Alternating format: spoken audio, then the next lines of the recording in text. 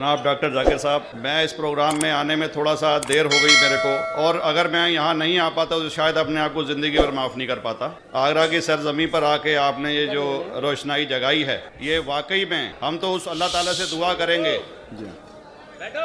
अल्लाह ताला से दुआ करेंगे कि आप जैसे 10-20 और नेक दिल और इतने पढ़े लिखे, इतने इंटेलेक्चुअल आदमी और पैदा करें, जिससे कि जाके आप भारत का कोना कोना, देश का कोना कोना रोशन करें। तहे दिल से स्वागत आपका। चैनल को सब्सक्राइब मेरा एक छोटा सा सवाल से पहले थोड़ा सा, एक हमारे भी गुरु ग्रंथ साहब के अंदर गुरु नानक साहब ने पूरी दुनिया का चक्कर लगाया, जिसके अंदर मक्का मदीना भी शामिल है। और जैसा कि एक सवाल इससे पहले हो चुका है कि गैर मुस्लिम जो है मक्का मदीना में अलाउड नहीं, या वहाँ का कैंटोनमेंट जो है अलाउ परमिशन नहीं देता। मगर ये तो तय है, आप मानते हैं, इस्लाम मानता है, हम मानते हैं, हमारे ग्रंथों के अंदर दर्ज है। गुरु नानक साहब के 2 चेले थे, एक बाला और एक मर्दाना, एक हिंदू और एक मुस्लिम। मर्दाना की बहुत ख्वाहिश थी कि मुसलमान जब तक पूरा मुसलमान नहीं कहलाने का हकदार, जब तक कि वो काबा का दर्शन ना कराए, तो गुरु नानक साहब उसको लेके और काबा गए।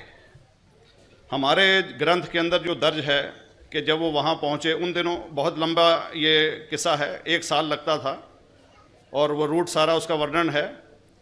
और वहाँ जब मक्का जो मस्जिद के बाहर साथ ही एक दीवार थी, जहाँ पर के भारत के जो मुसलमान दर्शन करने जाते थे काबा के, वो उनको वहाँ ठहराया जाता था। वहाँ की देखभाल जो करता था वो मुल्ला जीवन करता था। जब गुरु नानक साहब अपने चेलों के साथ में वहाँ पर पड़े थे, तो सुबह जब मुल्ला जीवन वहाँ की सफाई करने के लिए आया, तो उसने देखा गुरु नानक साहब के जो पैर थे वो काबा की तरफ थे। वो गुस्से में चिल्लाया कि ये कौन काफिर है जो कि काबा की तरफ पैर करके पड़ा है, और उसने गुस्से के अंदर आके उनके पैरों को झटका दिया, दूसरी तरफ किया।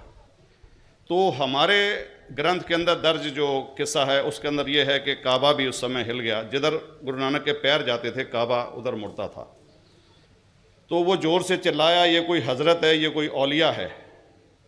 तो उस समय के जो काजी थे मक्का के, काजी रुकनुद्दीन साहब थे, और शाह शरफ, कई हस्तियों के नाम हैं उसमें। तो मैं ये जानना चाहता हूँ कि ये वर्जन को आप मतलब एग्री करते हैं, और करते हैं तो इसका हमारे मुस्लिम ग्रंथों के अंदर किस तरीके से उल्लेख है, ये कृपया बताएं। भाई साहब ने एक सवाल पूछा अपने गुरु ग्रंथ साहिब के मुतालिक, और अल्हम्दुलिल्लाह मैं भी गुरु ग्रंथ साहिब पढ़ चुका हूँ। और जिस तरीके से, क्योंकि वक्त मुख्तसर सा होने की वजह से मुझे वक्त नहीं मिला कि गुरु ग्रंथ को भी कोट करूँ।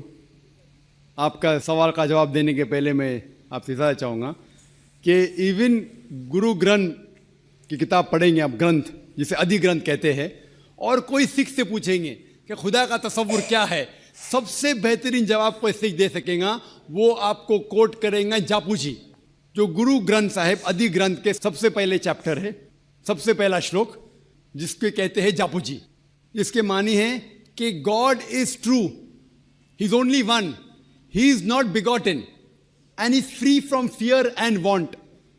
क्योंकि मैंने अंग्रेजी में पढ़ा हूँ, इसलिए मैं अंग्रेजी में उसे कह रहा हूँ कि खुदा एक ही है, वो हक है, और वो ना किसी को जना है ना किसी को जनेगा, और वो इमॉर्टल है, ना कभी मर सकता है। और इसको सिखिज्म में जो खुदा को कहते हैं Omkara, in manifest form he is Omkara, and unmanifest form he is एक ओमकारा। और कई इसके एट्रीब्यूट्स है, मिसाल के तौर पे परवरदिगार, अकल, और उसे रहीम कहा गया है, Wahe Guru as one God कहा गया है, और it is strictly against idol worship and अवतारवादा। भाई साहब का सवाल था कि उनने ग्रंथ में पढ़ा कि गुरु नानक साहब मक्का के, और उनका पैर काबा की तरफ था, और कोई मौलवी ने पैर को हिलाए और काबा हिल गया।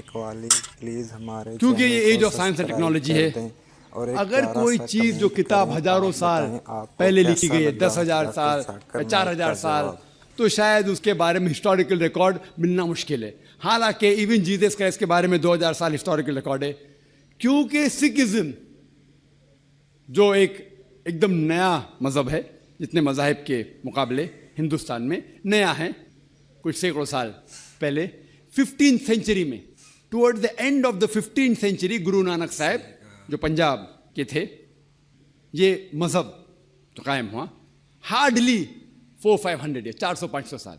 और अगर ये मान लो, सपोज मिसाल के तौर पे मान लो, मैं क्यों कह रहा हूं कि मैं नहीं चाहता हूं किसी को बुरा लगे, मान लो ये सच है, मान लो अगर 400-500 साल पहले अगर ये होता था कि काबा इधर से उधर हिल जाता था, तो हिस्टोरिकल रिकॉर्ड में बिल्कुल लिखा होता था। और कई हिस्टोरिकल रिकॉर्ड में ये नहीं कि काबा हिला इधर उधर, कई हिस्टोरिकल रिकॉर्ड आप देखेंगे। हिस्ट्री इतनी अल्हम्दुलिल्लाह 800-900 साल पहले, 1000 साल पहले जो मुगल ने किए, बिल्कुल लिखा हुआ हिस्टोरिकल रिकॉर्ड में।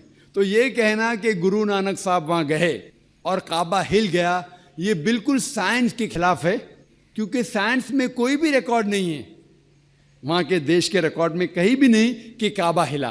तो इसलिए हम कहते हैं कि हो सकता है ये गलती से किसने लिखा होगा, न कई किस्से कहानी। ये मैं तस्लीम करता हूँ कि गुरु ग्रंथ साहिब में कई चीज़ें सही है, हक की बात है, लेकिन ये तस्लीम करना कि काबा हिल गया, ये बिल्कुल साइंस के भी खिलाफ है, साइंस के खिलाफ है।